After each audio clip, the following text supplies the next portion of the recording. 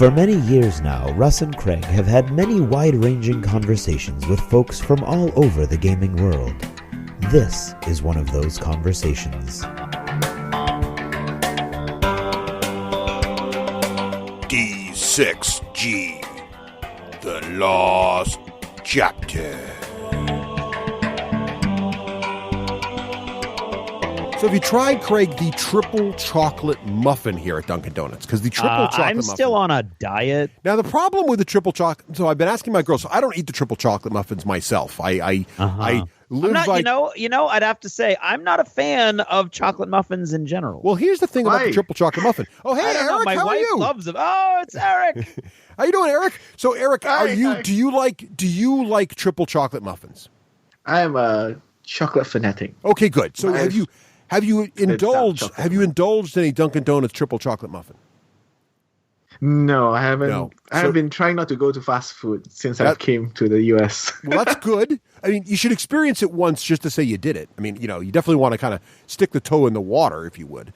But have you tried donuts in general? Are you a donut person? Yeah. Okay. I have tried some Dunkin' Donuts before. Okay, that's fair. I mean, I'm not going to sit here and tell you that Dunkin' Donuts is some sort of culinary experience that everyone should try. You try it once, but what is your favorite donut in general? What is your favorite donut shop? Let me ask you that. Donut. Also, there's a donut shop in New York City that's called Dough. Oh, and it is really good. Dough. Yeah, no nuts. No nuts. Dough without the nuts. Though they have donuts with nuts on it, so okay. They're just being punny. I realized when I came here that Americans are punny lot. We are, yes. We like our wordplay. We are indeed. We like our wordplay, or lack thereof. I would say the British are much more into wordplay than we are, but we're not that far behind them.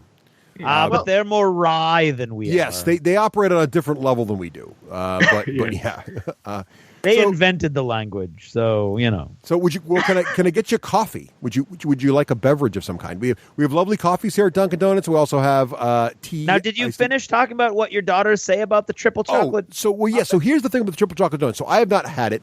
Both my daughters like chocolate a lot, but we're trying to figure out the third chocolate. So it's a chocolate muffin with chocolate chips. So that's two. That's a double chocolate.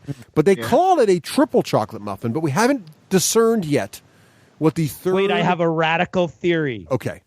Have you asked? No, I have not. Okay. And that's probably worth doing. But if there's any listeners out there that understand the baking process at Dunkin' Donuts to make the triple... So our current working theory is there are two kinds of chocolate chips. There is regular milk chocolate chips, and there are also the semi-sweet dark chocolate chips, right? That's our theory. Have you Googled?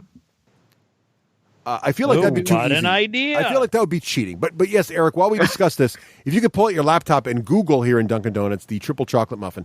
Okay, so I just Googled it. It says, the triple chocolate muffin made with a blend of cocos and loaded with chocolate chunks and chips. So it's chunks and chips. Is it chunks and chips? But are they both the same chocolate? Because I feel like that's not triple chocolate. I feel like that's two shapes of the same chocolate, not necessarily... three. I have a problem with this. I feel I'm being lied to here. I feel like there's only two chocolates, and there is some form of deception occurring at Dunkin' Donuts, which is a shame because I patronize this place continually.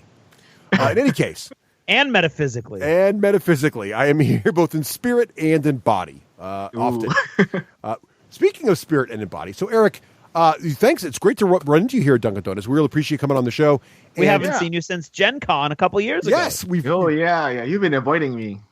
We do not avoid you. We did not. Ever since I queued up. Yes, it was awesome. So we bumped into Eric as a Geek Nation Tours tourer and a self-proclaimed listener of the show. We also then discovered Eric is into digital video games, and we'll talk more about that in the main show. But I've been trying to find good TV shows to watch now that it's, what happens in the United States here during December and January, all the shows sort of pause. They take the mid-season break. Right? Yeah. And so then January gets here. There's nothing on during Christmas, like nothing except for like specials. So then January comes, though, and if you're very lucky, new shows start that are actually not bad. Mm-hmm. But they're generally a little Except more... that they weren't good enough to start in the fall. Exactly. They're experimental. So they're already starting with like at least one strike against them. So what are the shows you guys are watching now? I like Nicole and I have been questing for new series to find, right? So like, can we find a new show that we maybe missed? Or are there some new mid-season shows that aren't bad? Like, for example, in the main show last time I mentioned that I tried to give Emerald City a go and was underwhelmed, to be polite. That's a mini series, though, wasn't it? That was like that's not really a full isn't it? series. I thought it was a series. I now don't know. Yeah, I thought it was a series. I think it's a series. I don't think it'll last. My prediction is it will not last. To Google, I go. Go, Eric. Now, Craig, have you had a chance to watch to watch Emerald City? Well, I should have mentioned this when the emails started flurrying back and forth about what the topic should be, because I haven't watched any new shows. But it does look like Emerald City is a series. Yes. It seems to be a series. Yeah. Yeah. That is bold. That is a bold choice. Well, I think it was. So I got the feeling they were trying to take the idea of Once Upon a Time and merge it with Game of Thrones. And I'm going to say they did not succeed. I'm going to say they went someplace. But, and to be fair, I've been criticized on this before for watching shows for 20 minutes and then giving up. I gave this show the full hour. And then once discovering 1 full hour, once discovering the premiere was actually, well, there you go. Well, I watched it for a full hour, and we were so excited. I don't watch live TV. We watched it live because we were like sitting around. There was so much nothing on. That's what made me think it was a musical mini series, because it was live. It was not. It's not a musical, by the way. I can say. I can say with certainty, it is no way a musical. It is not in any way like the original. That was not one of the things that was wrong. There are absolutely no songs in Emerald City. So how long does Dorothy take to travel to the Emerald City? Well, it depends, because the Emerald City is you're seeing shots. You're seeing from point of views, right? So you're not entirely in Dorothy's point of view the whole time. So you're seeing Dorothy, but then and you meet Toto. But Toto, okay, this is right from the beginning. The reason Toto is actually a German Shepherd that Dorothy meets in the police car that she gets trapped in the tornado, and it lands, and she's got this German Shepherd. And the only reason she calls him Toto is because the Aborigines, who are actually the Munchkins, the word in their language for dog is Toto. So that's why she calls him Toto.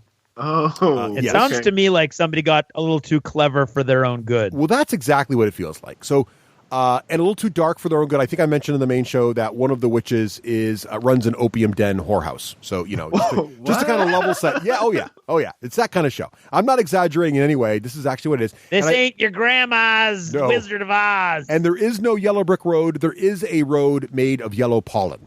Like pollen, like from plants. Yes, that's also a thing. I would have expected that it's like something can snort or something. And when the witches capture you, when the various remaining evil witches capture you, they somehow condemn you to a mud pit in which you writhe for hours on end. Writhe? Yes, you writhe in mud. Is it like it's like decreed that you must writhe? You hit the mud, now writhe. So this is the Game of Thrones component. You can have semi-naked adults writhing in mud.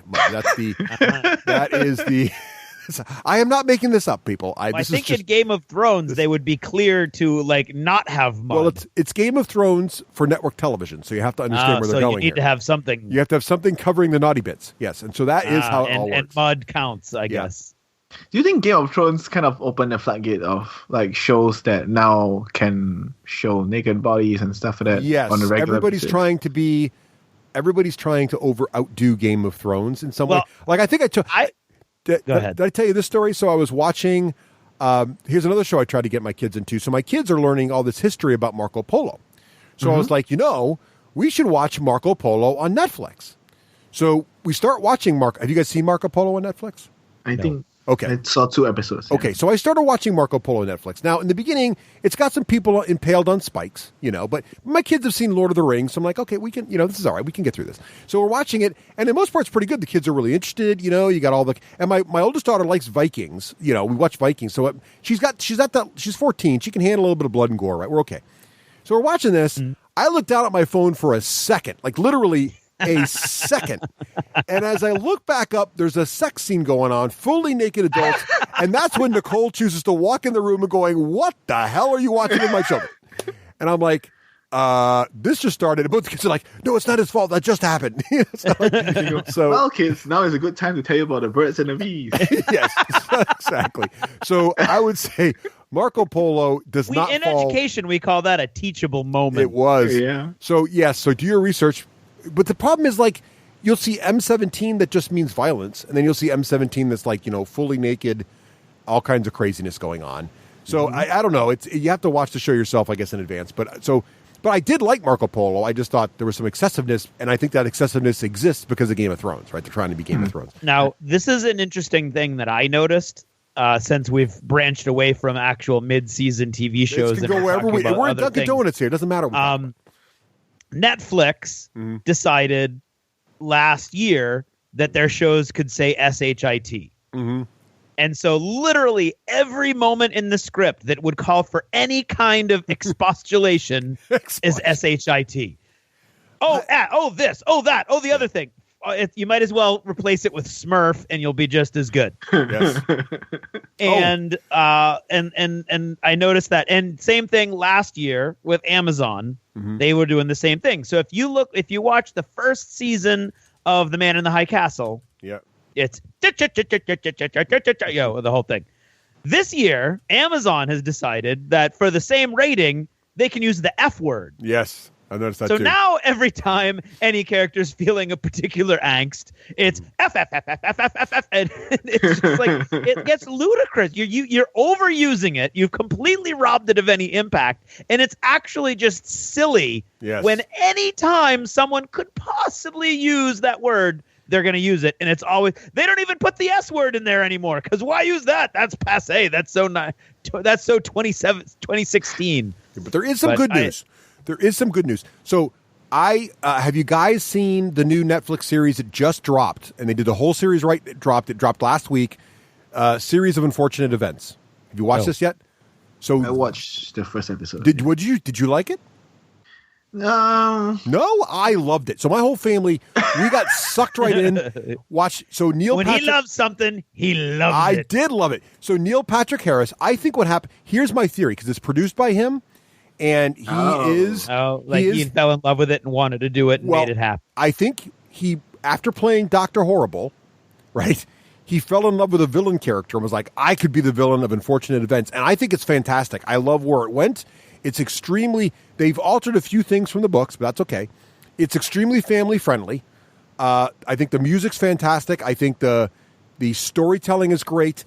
The narrator, Lemony Snicket, the narrator, is the guy who played the Tick. So his voice, really? And his voice is perfect, and he does the whole thing. It's just wonderfully done.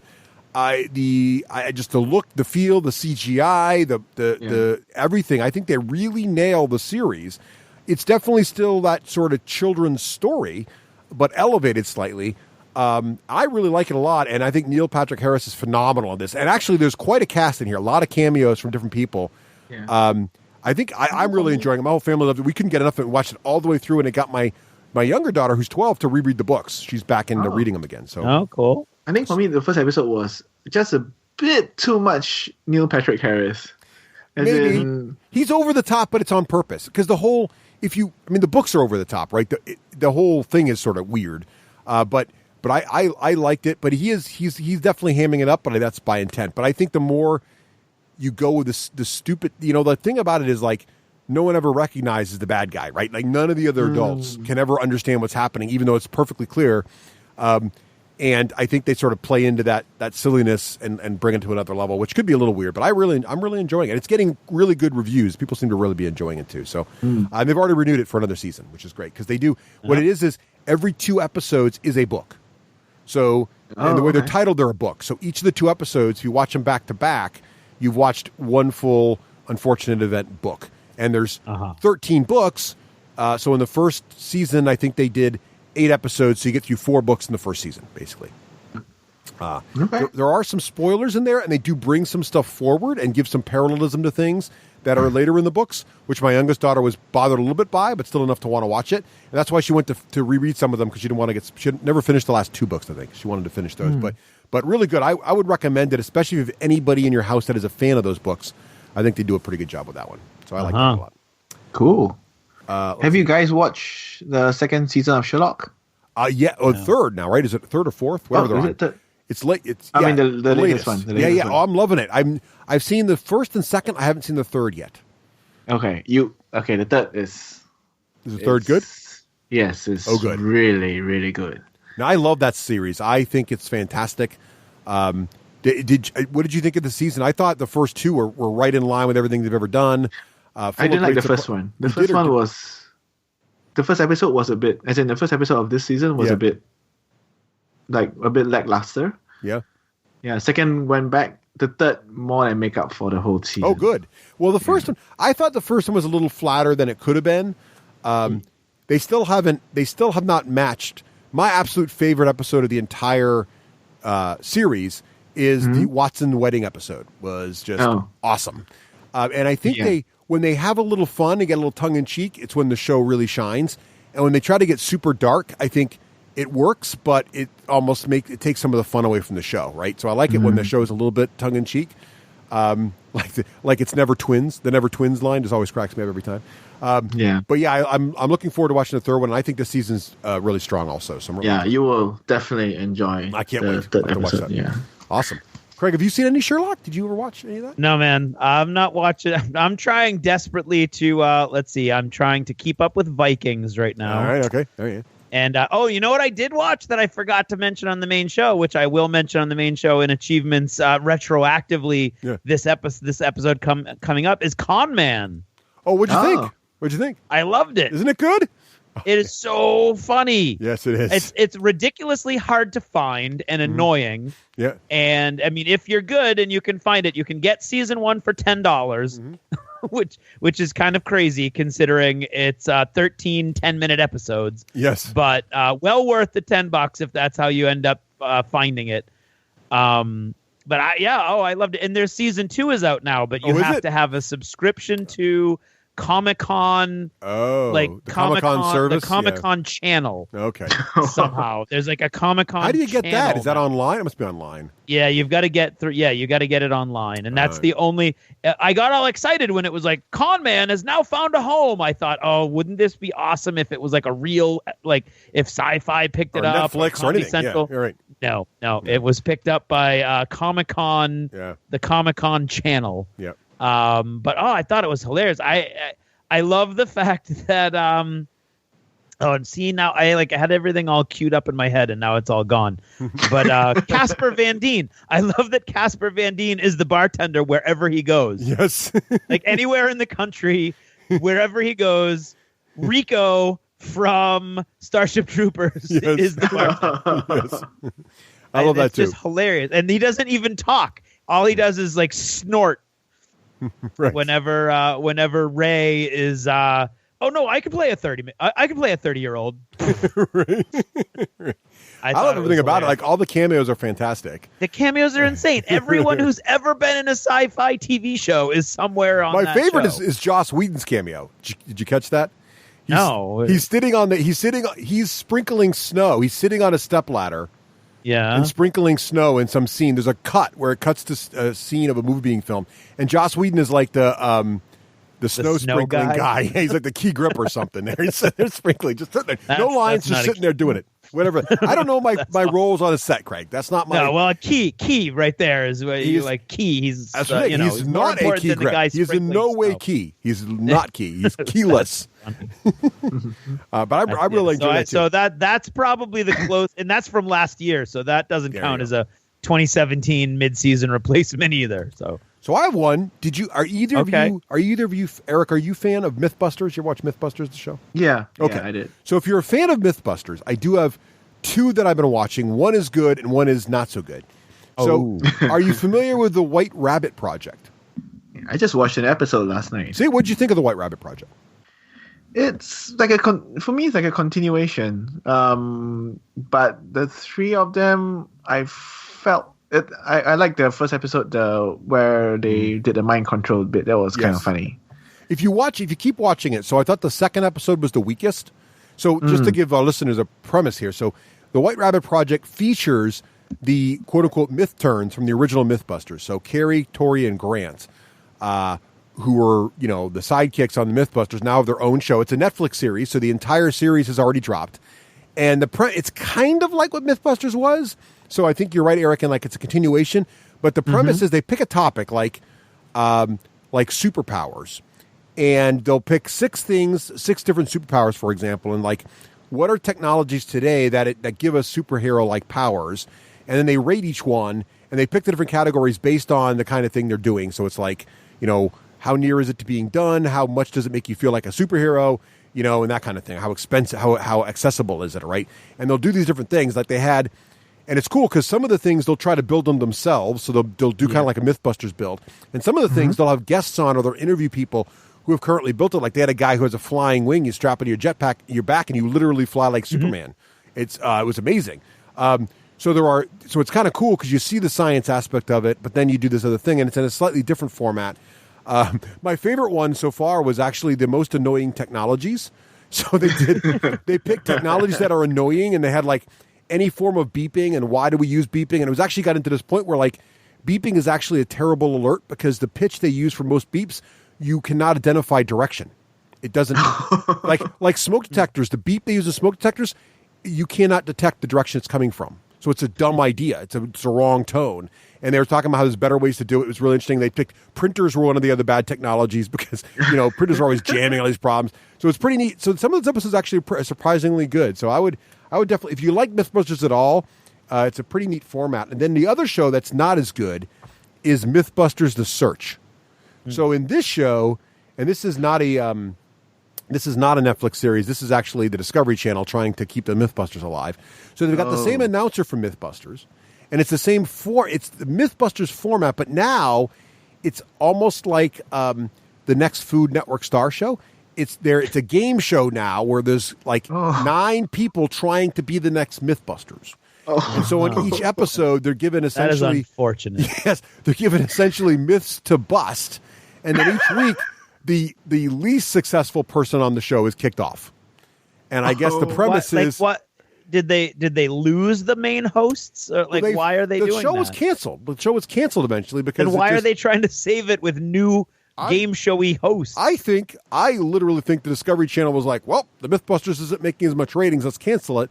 And then they realized, holy crap, even though they weren't making any good ratings, we have no shows even as close. So now, now we have nothing. Let's reinvent it. So because they lost, the best part is the last season of the original Mythbusters, they fired Tori Grant and Carrie. And now they went off to do the Netflix show, which actually I think is better than the new Discovery Channel show. So I don't know. Weird. It's weird. But anyway, so that's that show. Not as impressed by that. Did you guys see the second season of Man in High Castle though? Yes. Yeah. Oh my God. That was so good. So good. Yeah. Loved the ending. Yeah, that was fantastic. Loved now you need a third season. Loved the ending. I believe it did get a third season. Yeah. Now, is it me or did the intro song change in the second season? I think they added some scenes.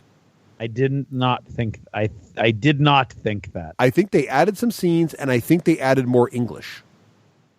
So I think in the first season, the intro show was entirely in German.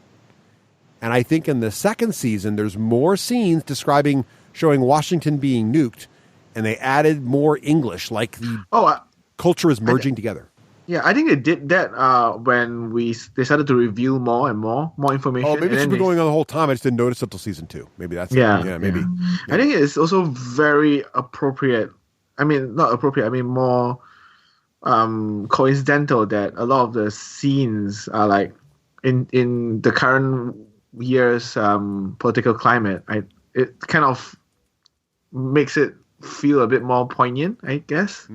Could be. I like it. I think it's really interesting. And I think they've gone past the original material, right? It's way past the short story. Yeah. But I think it's still true to it. It feels right. And what's really interesting now is seeing what's happened. You're starting to get the perspective of the other side now, and it's really interesting now. I think what's happening, especially with they did a Smith. Great job of showing that the resistance they're not all like white knight kind of guys, and I thought it was awesome that they expanded in a chilling sort of way and kind of gave you insights into what other parts of the world are like what happened to Africa, what happened to South America. Yeah, it's cool. It's getting really cool. So definitely liking that show. Yeah. Let's see what else is on my list. It reminds me that if I was to exist in that universe, I will be next to nothing. Actually. Oh, it's awful. I mean, it's a terrible. It's just awful. But it's interesting to see the alternate reality is really interesting, and then it's interesting to see what happens when But then there's the sci-fi. I don't want to spoil it. We can't really say anything. It's just go watch it. If you have not seen that show yet, then there's a whole sci-fi element to it as well. So you got to go watch the show. I love the trade minister's whole story arc. Yes, the trade minister's amazing, right? What's going on there? That's totally crazy. Yeah. I really like the way that they develop all the characters now. Like even the Kempatai officer. Yes. Yep. Yeah. It's like you. But I don't know if they're making him more sympathetic. But can he ever come back from gassing that woman and her 2 kids? I don't think so. No, he cannot. Right. Yeah. There's definitely. It's weird. It's just really interesting. Have you guys seen? This is a show that's actually started in the fall, but I don't know if I ever talked about it. Have you guys seen The Good Place? Yeah, I did. You talked about it. I have not seen it. What do you think about it, Eric? Initially, I thought it was kind of cheesy. Like initially, it was like kind of. It was more. I want to see how they portray the good place. Right. Like, yeah. Then it got a bit more interesting when the twists were revealed. It got more interesting, and then I think the ending was really good. Yeah, I liked it too. So the premise of this show is that people are dying and are going to quote unquote the good place. So in theory, they're in heaven.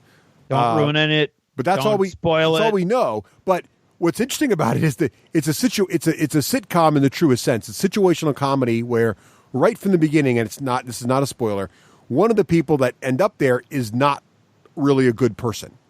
Right. Mm-hmm. So and she is, her presence there is messing things up, right, initially. And then you start to find out all these other complexities around it. So there's actually this little subtext, but there's just all these really stupidly funny, silly little things that are happening continually. But then there's this other underlying plot, which is really interesting as well. So I'm really enjoying it. And I think you're right, Eric. It kind of, in the beginning, it was kind of silly funny, but kind of silly. And I was like, I'm not sure. But the more we watch it, the more my kids and I really like it too. And whenever a new episode of that comes out, we're always ready to watch it because it's really, I think really they did a good job of adding more depth to the whole thing. Yeah, rather than just it's going to be like a sitcom, like every week we watch it, we laugh and laugh and laugh, and that's it. Yeah, that's how I feel. What about, have you guys seen? So we've talked about Timeless before on the show. So Timeless just restarted again. You guys all seen Timeless? I think. Yeah. Oh, you just restarted again? Yeah, the new episode we just watched it tonight. The latest episode. Came out. Okay. So that's fantastic. I know, right? You got to keep up. Have you guys seen? So speaking of time travel, though, have you guys seen Travelers? I just discovered this show whilst during the doldrums. I found it on Netflix. It's a Netflix series. Have you seen Travelers? No. Yeah, I did. So Craig, you'll like this show. Man, you guys will watch a lot of TV. Well, you'll like. Well, no, I don't really. There's only like, I don't like 5 or 6 shows to watch. But so Travelers is a time traveling show, and this premise, I mean, it doesn't really ruin it right from the beginning, but the idea is that people in the future is somehow really, really dark and dystopian and bad. We never, to this point, we haven't seen the future yet. I'm only like 5 episodes in, Eric, so I don't know where it goes to, but we haven't seen the future. All we know is that people from the future can know the past. They know when a certain person's about to die. And when that person dies, they can inject their intelligence, their consciousness, that's the right word, thank you, into the dying person right before they die. They save the person's life, and now they're in that person's body controlling them. And we don't know for sure, but we think they've killed the other person, essentially. You know, their consciousness is dead, we presume. I don't know yet. But it's okay because they're going to die anyway. They just took them over before they died, have captured their body, and now teams of them get sent back this way, and they start to do stuff. And really? Yeah, they're like body snatchers. Yeah, and they're like highly trained people on a very clear mission, and there's all these directives they have to follow. And meanwhile, they get little messages. Sounds cool. There's these little messages that come back to them from the future in various really interesting ways. Yeah, there'll be a knock at the door, and it's a Girl Scout, and then the Girl Scout will be like, Traveler 135, message from command. She'll give you the message, and she'll go back to, oh, what am I doing here? And they'll say, I think you're about to summon those cookies. Like kids' minds are still malleable, so they can sort of briefly control them without damaging them and send them messages. And so you think they're there for good, but, as things unfold, who knows what's actually happening. So really cool premise, great cast, really amazing. Like people you'll recognize from across. So another killer Netflix series, the complete thing is dropped. Netflix is really... I don't know if you're finding this, Eric. There's a lot of good Netflix series right now. A lot of good stuff. Yeah. Well, they've got the money. I believe that this is Netflix and Amazon. This is my theory. Mm-hmm. They had too much money and they were getting a lot of scrutiny. And where, what are you doing with the money and where's the money? And so they're like, well, this will be like tax shelter. It'll be good. We'll make our own stuff. And then realize, wait, we've got way more money than the networks to use on this particular kind of project. And I know that Neil Patrick Harris just did a huge hours-long interview with Howard Stern just the other day about his project. That's Netflix, right? Unfortunate Events. Yes, that's Netflix. Yep, Netflix. Yep. And he was like, it's unlike anything you've ever done as an actor because they have everything you could ever ask for. Right. Oh. They've got like humongous, massive special effect budget. They've got movie set budgets. And he's like, it's unbelievable. It's you're not worried about ads, so the flow of the story isn't broken up every 12 minutes. You're not even worried about having to have backstory. You don't even have to have previously on because the entire series drops at once, right? Right. And even to the point now where Netflix is so smart that where the series where the intro doesn't matter, when you watch episode 1 and go to episode 2, it doesn't play the intro again. It just goes right to the show. I love it when it does that. Now, on Unfortunate Events, they do, but that's because the intro changes per episode. So they do it there, but the show's producers can choose that stuff, which is really slick. And you're right. I mean, Unfortunate Events looks like a movie production. If you watch that show, you're like, holy cow. But I don't think that's what he was saying. I don't think it was money to burn. I think it was the when Netflix read the writing on the wall and they realized it was all about the content. And when the cable companies started to lock down their content and saying, you can't have our content unless we don't want to lose the subscribers. So, and they had this deal with the major networks, so none of them wanted to give their shows away or produce their shows. Netflix and HBO also realized we have to go make our own shows, right? And HBO kind of pioneered this, right? Commercialist shows that they made and you had to buy. And now Netflix is doing the same thing. And now Amazon also is doing some good ones like High Castle. And also another great one that Amazon just did is Grand Tour, which if you're a fan of the show Top Gear, the entire cast of Top Gear was fired from the BBC. And now they're making a show called The Grand Tour, which is essentially Top Gear 2.0 and it's fantastic. And now it's an Amazon show. I've been watching that too with Nicole, and that's fantastic. She's a car person, obviously. We're having a good time with that too. But yeah, I think there's some you could just live on Netflix and have plenty of shows to watch that are all really, really good. Keep you busy forever. Yeah. So, any other shows? Now, what about Incorporated? We got that on this list. What's that? Yeah. What is that, Eric? The ads look good. I don't know anything else about it. So, Incorporated is the one by Matt Damon, I think. I think it's produced by him. Matt Damon. Yeah. So it's set in the dystopian future where the world has gone to shit, as what most dystopian futures. Yes, that's the word dystopian. In the definition. Yes, right. Yeah. And but it went to shit because of Well, Eric, what do you think this is? A 2016 Netflix show? Get it? Anyway, go ahead. Yeah, so it went to shit because of the ecological disasters. And so what has taken over are these corporations who everyone else in the world relies on them for like food and shelter and stuff like that because they got rich by being the only ones that can have seeds that are genetically engineered to survive in the new harsh world out there. So these corporations are now super rich, and so the show is about the story of these few characters and how they are surviving in this new world, or what are their agendas in this new world. And you kind of follow one main character and his background and stuff like that throughout the show. Yeah, so it's still ongoing. It hasn't. Oh, produced by Matt Damon and Ben Affleck. Oh, okay. There you go.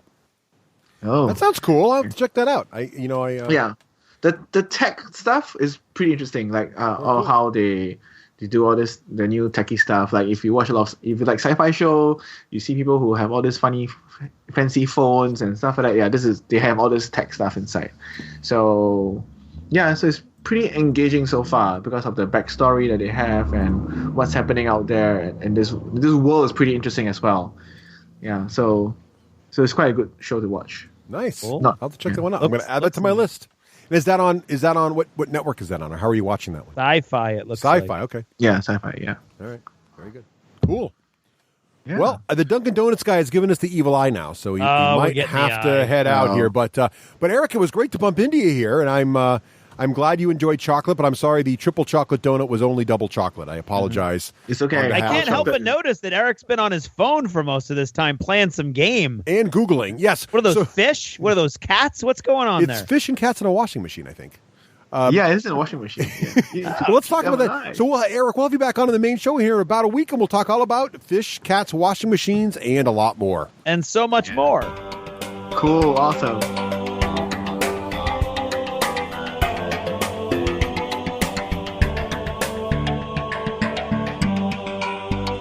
Thanks for purchasing a D6G Lost Chapter. Supporting the show helps it grow.